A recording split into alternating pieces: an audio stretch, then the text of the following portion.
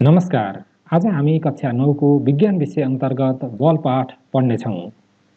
Shivdeep skill एजुकेसनमा तपाईहरुलाई हार्दिक स्वागत छ। सुरु गरौँ आजको क्लास। बलको बारेमा हामीले अघिल्ला कक्षाहरूमा पनि पढ्दै आएका छौँ। यहाँ बलको परिभाषा त्यति धेरै चर्चा गर्दैनौँ। आजको यो पाठमा हामीले मुख्यतः पढ्ने कुरा के हुन् भन्ने कुरा म तपाईलाई देखाउँदै छु। आज हामीले चाल, विश्राम, त्यस्तै गरेर गति समीकरण,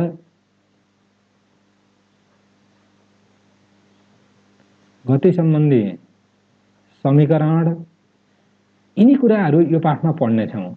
तपाईहरुलाई थप कुराहरू, बलका असरहरू र न्युटनका चाल सम्बन्धी नियमहरूको बारेमा म अर्को क्लासमा पढाउने छु। यिनीहरूसँगै हामीले गति र स्पिडको बारेमा पनि पढ्नेछौँ। ओके, बलको परिभाषा तपाईहरुले अघिल्ला कक्षामा पढे पनि मैले यहाँ बलको परिभाषा लेख्न गइरहेको छु। वस्तुको अवस्थामा परिवर्तन गर्ने,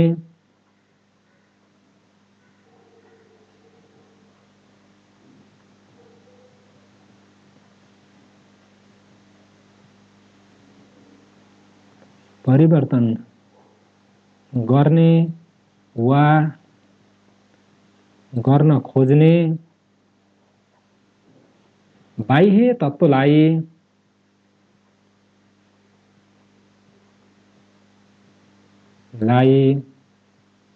बल भनिन्छ। हामीले यो परिभाषा कक्षा 6 बाट पढ्दै आएका छौँ। त्यसैले तपाईले पक्कै पनि यो कुरा जान्नु भएको छ भन्ने विश्वास छ। बल पाठमा हामीले बलको बारेमा थप चर्चा गरेनौँ। मैले अघि नै भनिसकेँ, आज हामीले पढ्ने कुरा चाल र विश्राम वस्तुहरूको बारेमा हो। अब यहाँ हामीले सबैभन्दा पहिले म यहाँ टपिक्स लेख्दै छु। विश्राम र चाल, रेस्ट एन्ड मोसन। अब के हो त विश्राम र चाल भनेको, त्यो कुरा जानौँ। विश्राम वरपरका वस्तुको सापेक्षमा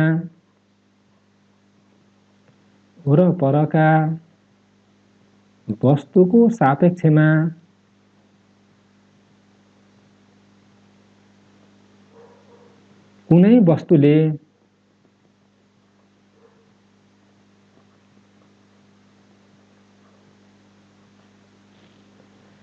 वस्तुले आफ्नो स्थान परिवर्तन गर्दैन भने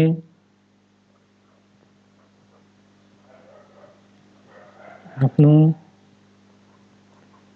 स्थान परिवर्तन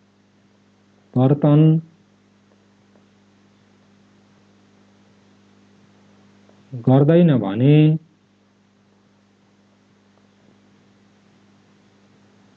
उक्त वस्तुको स्थितिलाई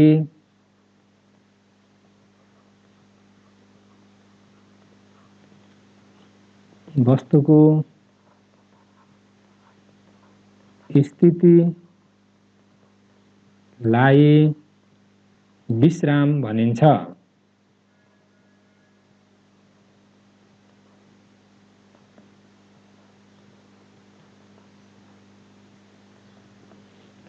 ओके, पक्कै पनि तपाईले यो कुरा बुझ्नुभयो। वरपरका वस्तुको सापेक्षमा कुनै वस्तुले भनेको वस्तुहरूले स्थान परिवर्तन, जस्तो हामी एउटा रोड हेर्यौं भने रोडमा अब मोटरहरू गुडिरहेका हुन्छन् है।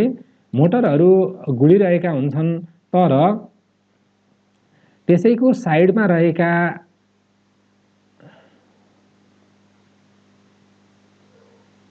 यिनीहरू यहाँ गुडिरहेका हुन्छन्, तर यही रहेका रुखहरू भने के हुँदैनन् भन्दा हिँडिरहेका अथवा आफ्नो ठाउँ परिवर्तन गरिरहेका हुँदैनन्। यिनीहरू यहीँ रहिरहन्छन्, तर धेरै गाडीहरू यहाँबाट के हुन्छन्, क्रस भएर गइरहेका हुन्छन्।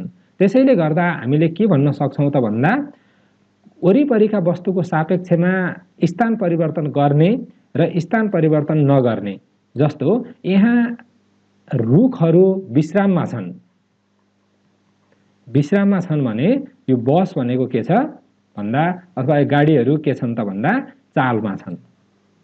त्यसो भए के हुने भयो त परिभाषा, चालको परिभाषा हामीले लेख्न सक्ने भयौँ। मैले यहाँ तपाईहरुलाई एकपटक देखाएँ। वरपरका वस्तुको सापेक्षमा कुनै वस्तुले आफ्नो स्थान परिवर्तन गर्दैन भने भनियो।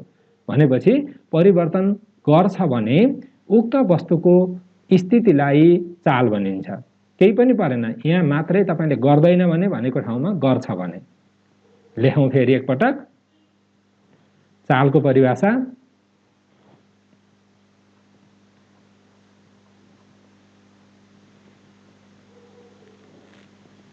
वरपरका वस्तुको सापेक्षमा वरपरका वस्तुको सापेक्षमा कुनै वस्तुले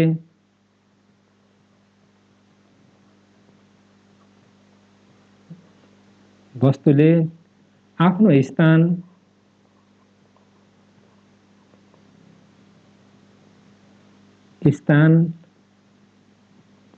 परिवर्तन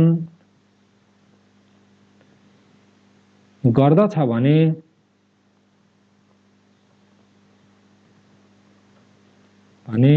उक्त वस्तुको स्थितिलाई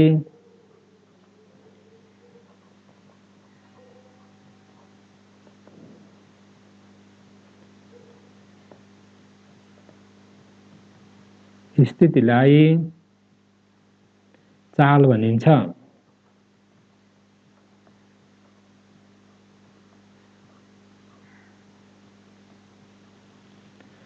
तपाईले पक्कै बुझ्नुभयो यो परिभाषाले के भन्यो भन्दा अघि हामीले भनेका थियौं यही चित्रमा हामीले देख्न सक्छौं। जस्तो रुख विश्राममा छ किनभने यसले वरिपरिका वस्तुहरू भनेको के भयो, वरिपरिका वस्तुहरू भनेको यहाँ बस छ है।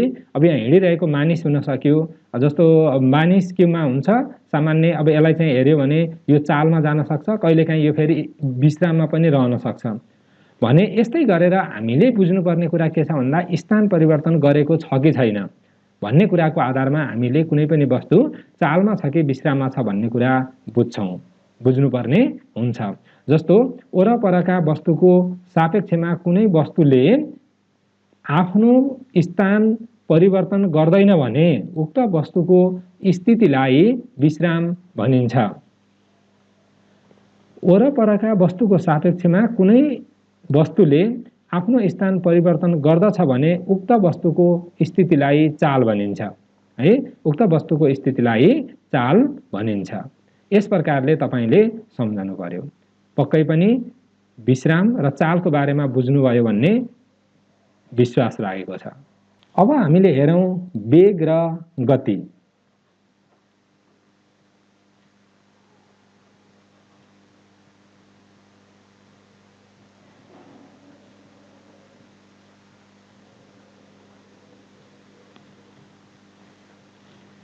निकै महत्त्वपूर्ण कुरा हो वेग र गति यो पाठको लागि, किनभने हामीले वेग र गतिसँग सम्बन्धित रहेर हिसाबहरू पनि गर्छौं।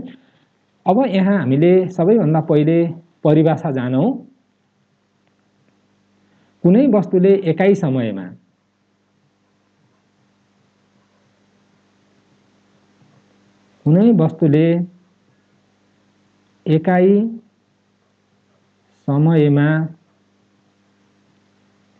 जुनसुकै दिशामा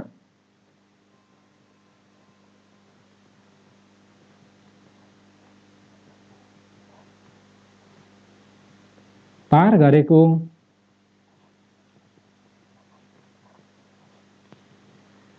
दूरीलाई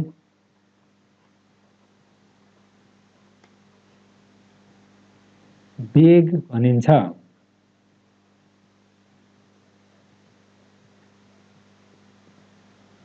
वेग भनिन्छ। कुनै वस्तुले एकाइ समयमा जुनसुकै दिशामा पार गरेको दूरीलाई वेग भनिन्छ। यो कुरा आयो यहाँ। भनेपछि अब हामीले बुझ्नुपर्ने कुरा के भयो भन्दा त्यसो भए निश्चित दिशामा पार गरेको दूरीलाई गति भनिन्छ। सजिलोसँग हामीले बुझ्ने भयौं है। अनि यसको एकाइ हामीले लेख्दाखेरि एकाइहरू पनि लेख्ने गर्छौं। यसको एकाइ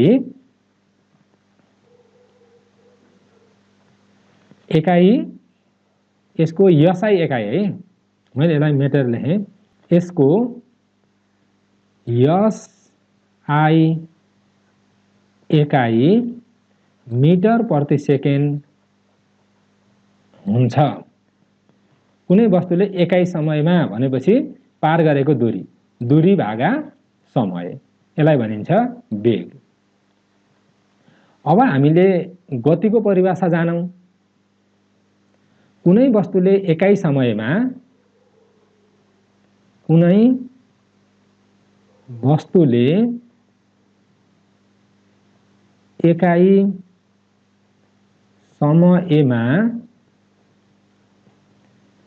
निश्चित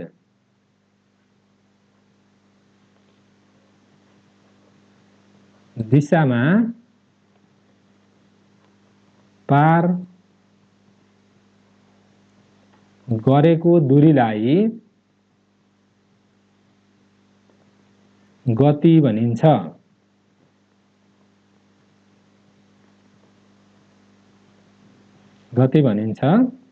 यसको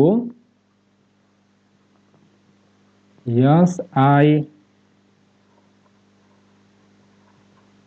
एकाइ मिटर प्रति सेकेन्ड एउटै हुन्छ है। यसको पनि एसआई एकाइ मिटर प्रति सेकेन्ड नै हुन्छ भने यसको पनि मिटर प्रति सेकेन्ड हुन्छ। अर्को एउटा बुझ्नु होला, यिनीहरूको बीचमा फरक लेख्न पनि सोधेको हुन्छ। दुईवटा त भए, हामीले परिभाषा लेख्यौं एउटा, अर्को यिनीहरूको एकाइ लेख्यौं। तपाईहरुले तेस्रो कुरा के लेख्न सक्नुहुन्छ भने वेग, मैले यहाँ नोटमा लेखेँ, अथवा तपाईहरुलाई यो पनि जान्न जरुरी छ कि वेग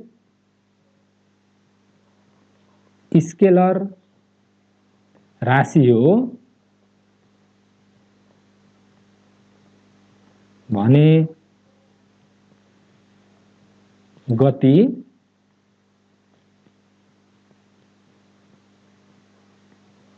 भेक्टर राशि हो। यसलाई सम्झनु होला, वेग स्केलर राशि हो भने गति भेक्टर राशि हो। अब हामीले स्केलर राशि र भेक्टर राशिको बारेमा केही कुरा बुझौं। जस्तो स्केलर राशिले के भन्छ भन्दा स्केलर राशिले हामीलाई के भन्छ र भेक्टर राशिले हामीलाई के भन्छ, यो कुरा केही रूपमा बुझौं। स्केलर भनेको मान भएको दिशा निश्चित नभएको, मान भएको दिशा निश्चित नभएको,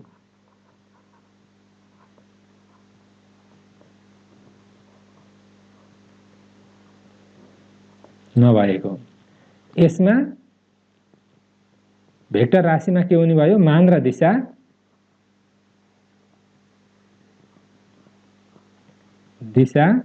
निश्चित भएको, मान र दिशा निश्चित भएको। अब हामीले कसरी बुझ्नु पर्यो भन्दा, जस्तो एकजना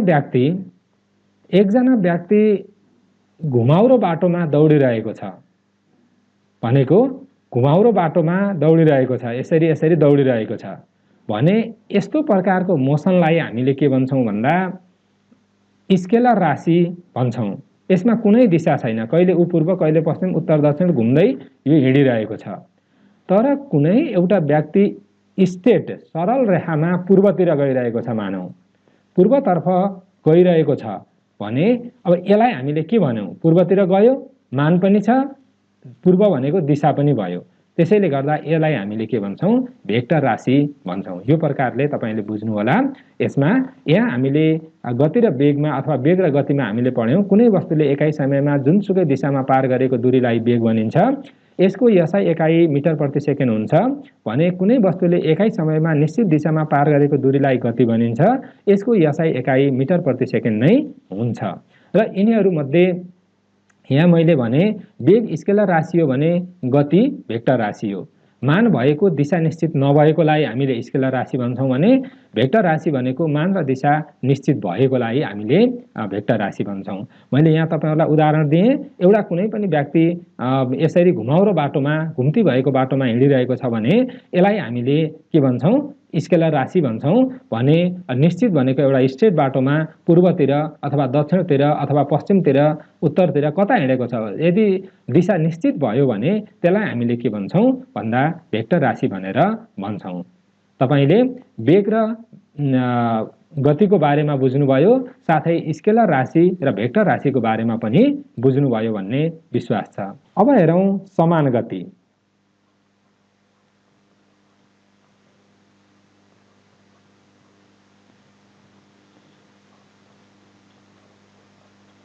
युनिफर्म भेलोसिटी। कुनै वस्तुले, परिभाषा नै लेखौँ यसको पहिले,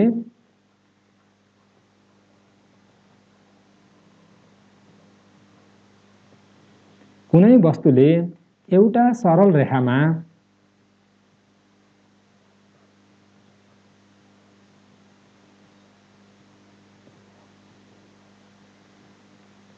निश्चित दिशामा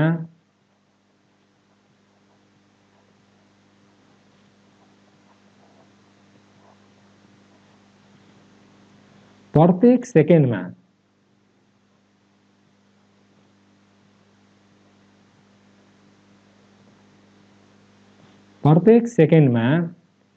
समान दूरी पार गर्दछ भने समान दूरी पार गर्दछ भने उक्त वस्तुको गतिलाई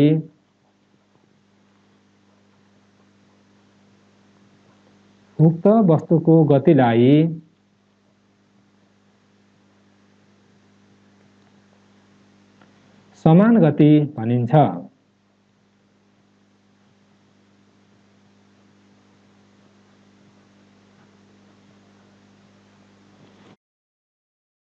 यहाँ बुझ्नु पर्यो, समान गति युनिफर्म भेलोसिटी भनेको कुनै वस्तुले एउटा सरल रेखामा निश्चित दिशामा प्रत्येक सेकेन्डमा समान दूरी पार गर्दछ भने उक्त वस्तुको गतिलाई समान गति भनिन्छ। जस्तो एउटा सरल रेखा छ, यसमा पहिलो सेकेन्ड, दोस्रो सेकेन्ड,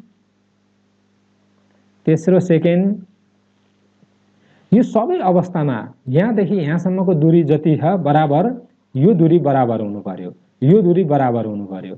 मानौ दूरी डी छ भने यो पनि डी हुनु पर्यो, यो पनि डी हुनु पर्यो। सबै दूरी, जस्तो 2 मिटर छ भने यहाँ पनि 2 मिटर हुनु पर्यो, यहाँ पनि 2 मिटर हुनु पर्यो।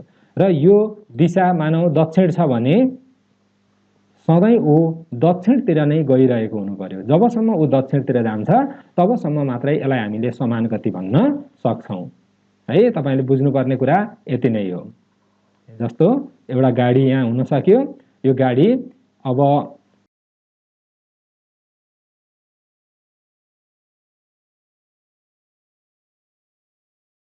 ओके, यो गाडीलाई तपाईले हेर्नुभयो भने यहाँ तपाईले देख्न सक्नुहुन्छ, यो यहाँबाट यतातिर दक्षिणतर्फ लागिरहेको छ र यसले प्रत्येक समयमा 2 मिटर दूरी पार गरेको छ। प्रत्येक सेकेन्ड समयमा यसले 2 मिटर दूरी पार गरेको छ। भनेपछि कुनै एउटा वस्तुले सरल रेखामा निश्चित दिशामा प्रत्येक सेकेन्डमा समान दूरी पार गर्दछ भने उक्त वस्तुको गतिलाई समान गति भनिन्छ। अब छलफल गरौँ असमान गतिको बारेमा। असमान गति, non uniform velocity. Non uniform भेलोसिटीको परिभाषा हामीले जानौँ,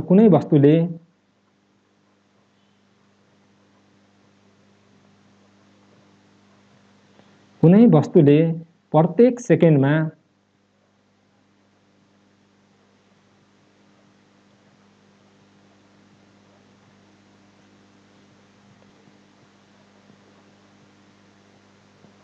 निश्चित दिशामा असमान दूरी,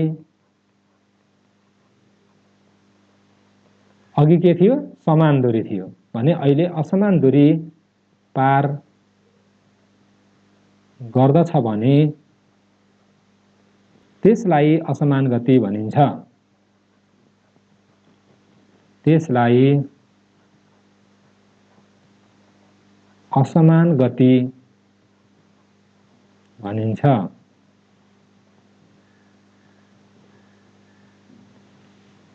तपाईले बुझ्नुभयो अघि के थियो, एउटै सरल रेखामा गएको थियो। सरल रेखामा जाँदाखेरि उसले प्रत्येक सेकेन्डमा 2-2 मिटरको दूरी पार गरेको थियो भने अहिले मानौ पहिलो 2 सेकेन्डमा 1.5 मिटर दूरी पार गर्यो, त्यसपछि 2 गर्यो, त्यसपछि 3.5 गर्यो, त्यसपछि फेरि 1 गर्यो।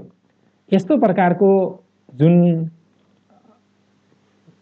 दूरी पार गराइयो अथवा कुनै वस्तुले यस प्रकारले दूरी पार गर्दछ भने यसलाई हामीले के भन्छौँ? असमान गति भन्दछौँ। यहाँबाट हिँडेको वस्तु हो, तर मानौ उसलाई समय पुग्नको लागि चाहिँ मानौ 5 सेकेन्डमा ऊ बराबर दूरी नै पार गर्यो भने पनि त्यसरी त्यसलाई हामीले समान गति मान्दैनौँ।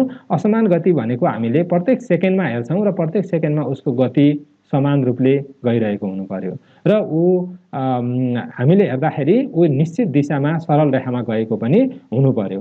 अब तपाईले यहाँ एउटा सानो कुरा थप बुझ्नु जरुरी के छ भन्दा यदि कुनै पनि वस्तु यसरी सर्कुलर पाथमा हिँडेको छ भने यसको गति प्रत्येक सेकेन्डमा बराबर निश्चित दूरी पार गरे पनि यसलाई हामीले समान गति भन्दैनौँ है। तपाईले सम्झनु पर्यो, यदि कुनै पनि वस्तुले सर्कुलर पाथमा अथवा तपाईको चाहिँ घुम्ती पाथमा यसरी घुमेर यदि निश्चित दूरी पार गर्दछ भने त्यसलाई हामीले असमान गति नै मान्छौँ। मैले यहाँ लेखिनँ, तपाईले सम्झनु होला। असमान गति भनेको जस्तो सर्कुलर पाथमा हुने गतिलाई हामीले असमान गति भन्छौँ। वृत्ताकार बाटोमा हुने, अथवा यहाँ लेखेँ मैले, वृत्ताकार पथमा प्रति सेकेन्ड समान दूरी पार गरे पनि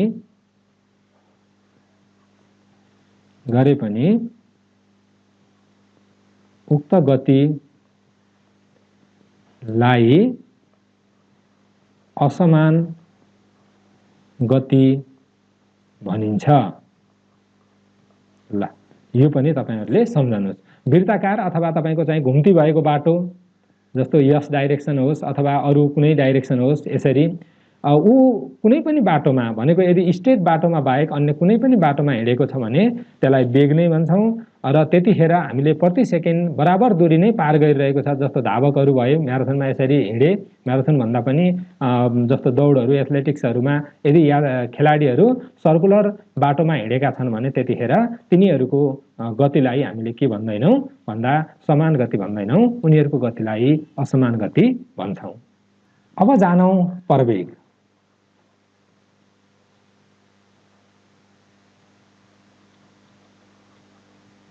एक्सेलरेसन प्रति एकाइ समयमा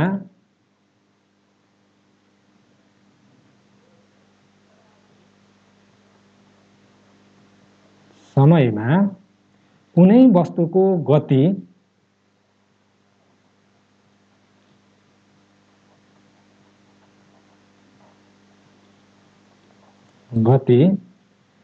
परिवर्तन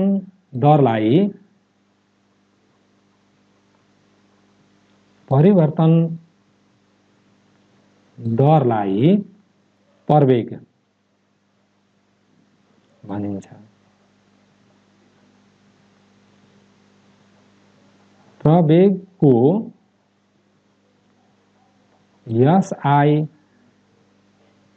एकाइ मिटर प्रति सेकेन्ड स्क्वायर हो। यसमा हामीले बुझ्नु पर्यो कुनै पनि वस्तुको, अब भनेपछि हामीले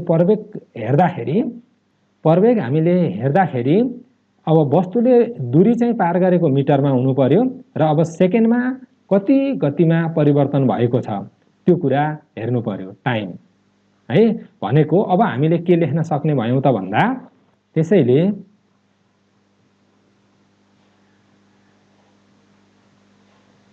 प्रवेग A बराबर गति परिवर्तन डिवाइडेड बाई समय। अब गति परिवर्तन भनेको के हो भन्दा अन्तिम गति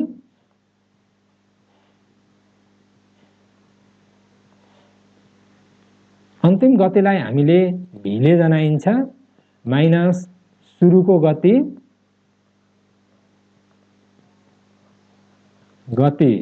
u ले जनाइन्छ र भाग गर्दा समय t हुन्छ, अथवा यहाँ समय नै लेखौं यसरी। भनेपछि हामीले के कुरा बुझ्नु पर्यो भन्दा प्रवेग भनेको अन्तिम गति र सुरुको गतिको फरकलाई समयले भाग गरेपछि आउने परिमाण नै के हो त भन्दा प्रवेग हो। यसलाई हामीले सामान्य रूपले लेख्दाखेरि कसरी पनि लेख्न सक्छौं भन्दा a बराबर a भनेको प्रवेग एक्सेलरेसन अन्तिम गति v माइनस सुरुको गति u डिवाइडेड बाई t, यो एउटा सूत्र हो। यसलाई तपाईले अन्य रूपमा पनि प्रयोग गर्न सक्नुहुन्छ। अब हामीले तल गति सम्बन्धी समीकरणहरू पढ्छौं, ती समीकरणहरू पढ्दाखेरि यसको उपयोग हुन्छ। अब हेरौं गति सम्बन्धी समीकरण।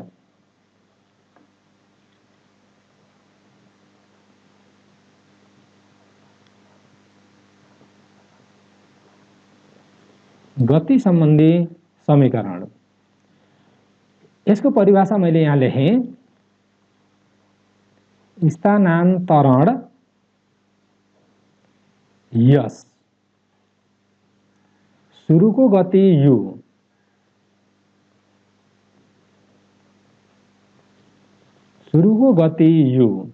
अन्तिम गति v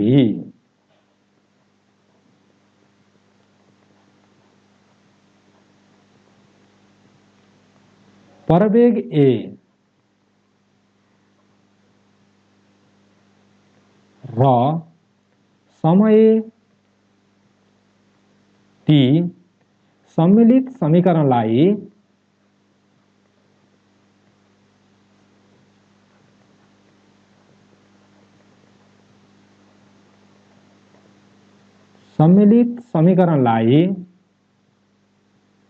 गति समीकरण भनिन्छ।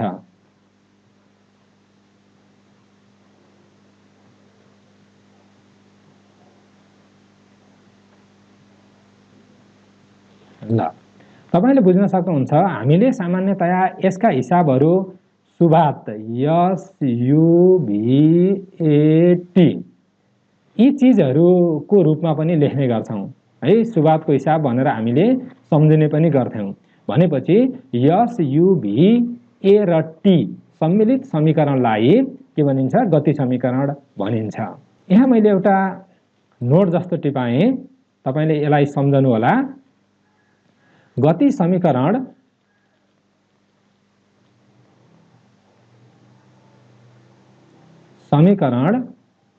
औसत गति र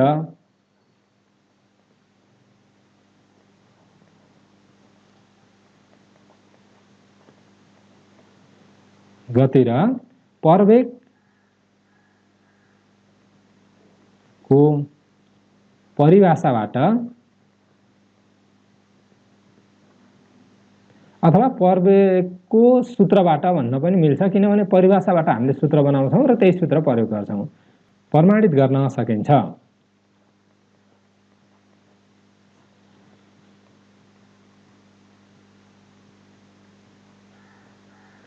प्रमाणित गर्न सकिन्छ। ओके, त्यसो भए अब केही सम्बन्धहरू गति समीकरणका केही सम्बन्धहरू हेरौं। मैले यहाँ यति कुरा लेखेँ, गति सम्बन्धी समीकरणमा स्थानान्तरण यस सुरुको गति u अन्तिम गति v प्रवेग a र समय t सम्मिलित समीकरणलाई गति समीकरण भनिन्छ।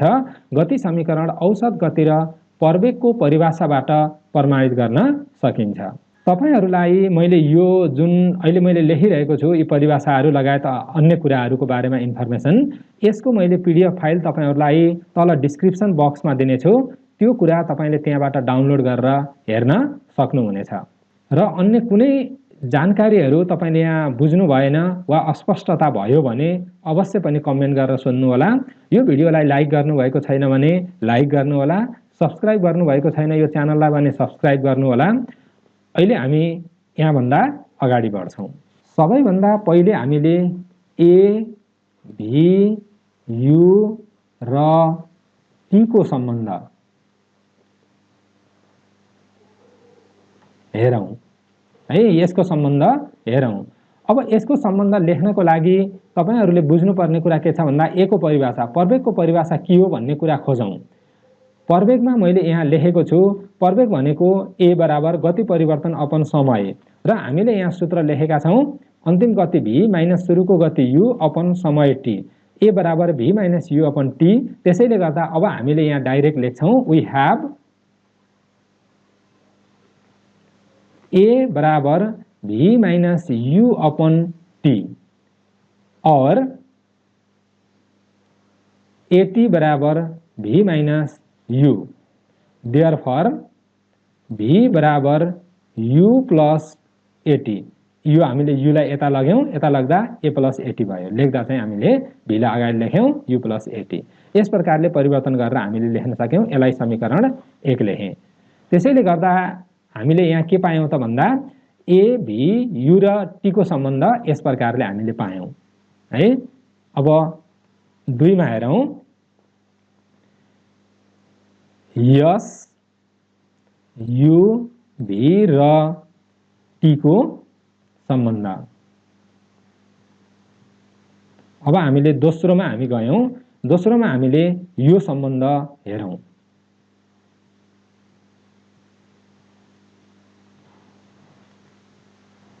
यसलाई हेर्दाखेरि हामीले के बुझ्नुपर्ने हुन्छ भन्दा औसत गति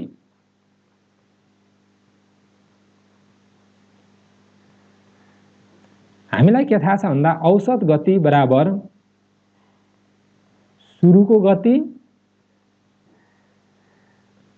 प्लस अन्तिम गति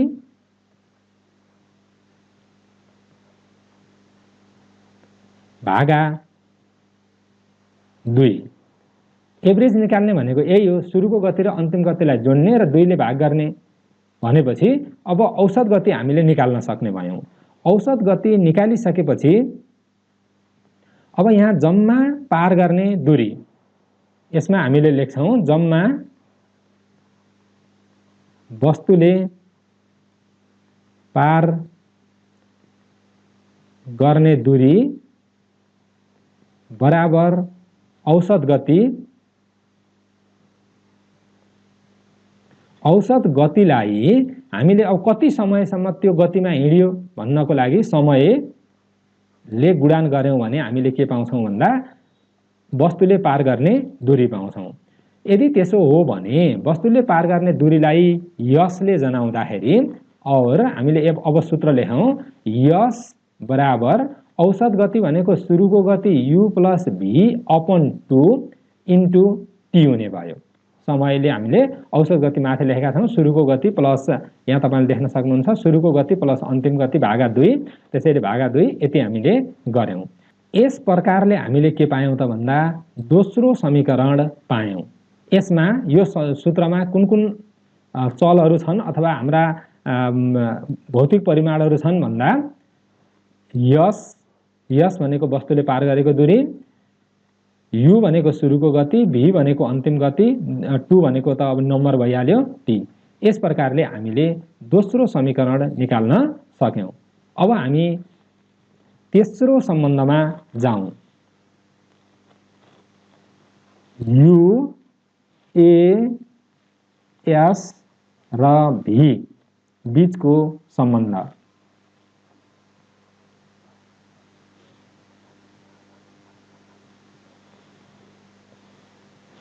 बीचको सम्बन्ध। अब यसलाई कसरी लेख्ने त? हाम्रो त अब हामीले सूत्र निकालिसकेका छौं 2 मा s बराबर u plus v upon 2 into t। यो सूत्र हामीले निकालिसकेका छौं माथिबाट हो। यदि हो भने अब यसमा हामीले के गर्ने भनेर भन्दा t को मान राख्ने और s बराबर u plus v upon 2 into, किनकि यहाँ t छैन, जुन छैन त्यसैको मान राख्ने। t को मान के हुन्छ हामीले a बराबर हामीलाई सूत्र के थाहा छ a बराबर v minus u upon t हो भनेपछि और टी बराबर हामीले के लेख्न सक्यौं त भन्दा v minus u upon a लेख्न सक्यौं है। यो कुरा हामीले लेख्न सक्यौं, यो त तपाईले बुझ्नुहुन्छ, सामान्य भयो। अब त्यसो हो भने यस बराबर u plus v upon 2 into t को ठाउँमा कति लेख्नु पर्यो भन्दा v minus u upon a लेख्न पर्यो।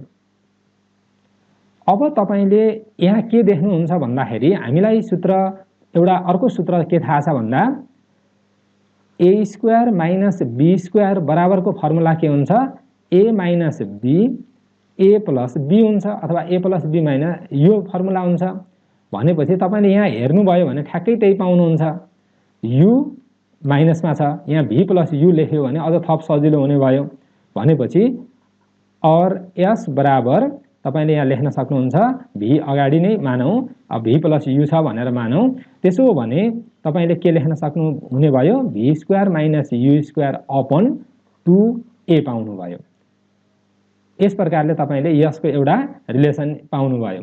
यसमा u a s र v मात्रै छन्, त्यसैले यो नै फाइनल उदाहरण हो भनेर तपाईले यो नै फाइनल फर्मुला अथवा कुनै चाहियो भने यही फर्मुलालाई पनि युज गर्न सक्नुहुन्छ। तर यसलाई थोरै हामीले सिम्प्लिफाई गरौँ। अब यसलाई हामीले लेख्न सक्छौं और 2as गुणन भयो बराबर v square minus u square भयो। अब त्यसो भने और v लाई v स्क्वायर लाई मैले यही राखेँ अथवा यहाँ 2as प्लस u स्क्वायर बराबर v स्क्वायर। त्यसकारण अब v स्क्वायर बराबर के लेख्न पायौं त भन्दा u स्क्वायर प्लस 2as।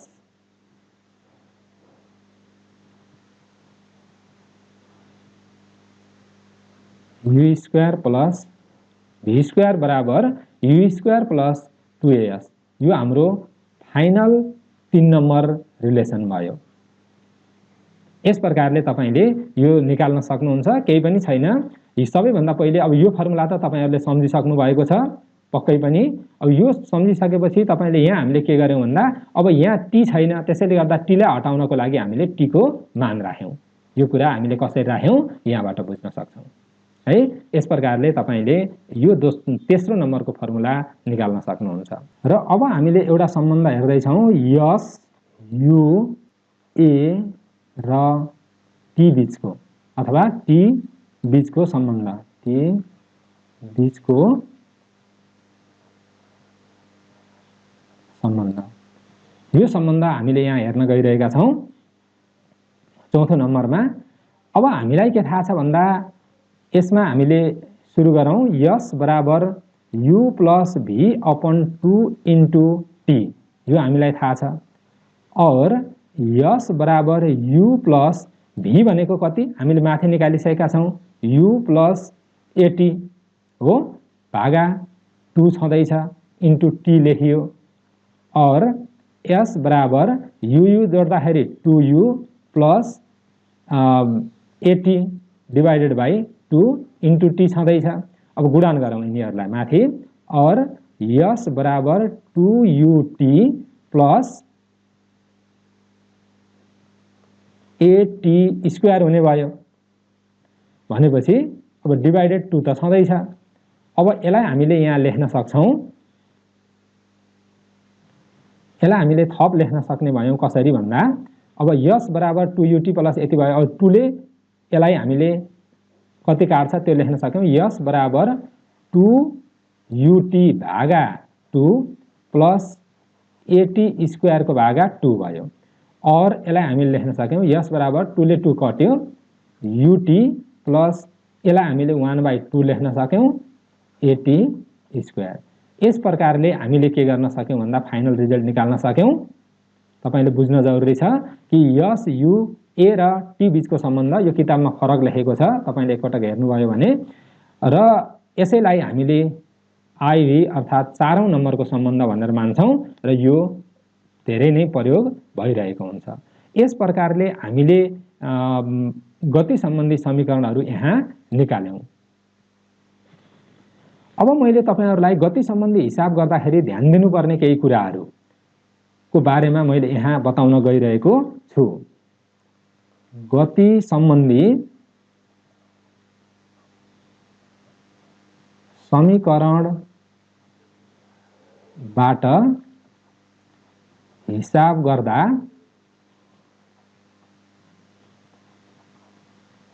ध्यान दिनुपर्ने कुराहरू। यसको लागि हामीले यहाँ लेखौं नम्बर 1 मा वस्तु स्थिर अवस्थाबाट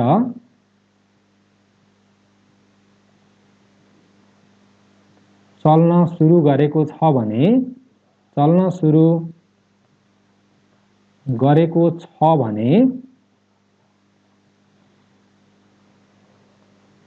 सुरुको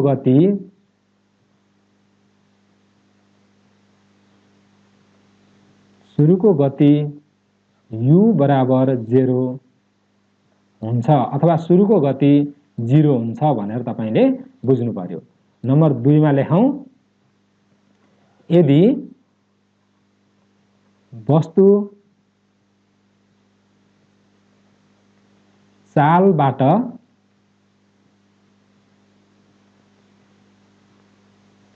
विश्राममा आएको छ भने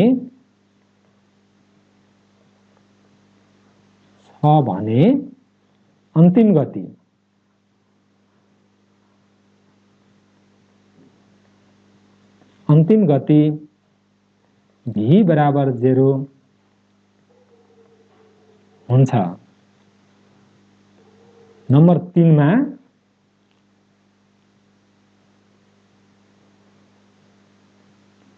गति ह्रास भएको छ भने प्रवेग ऋणात्मक हुन्छ। र नम्बर 4 मा समान गतिमा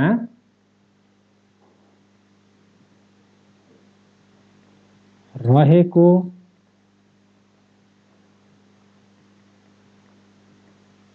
वस्तुको प्रवेग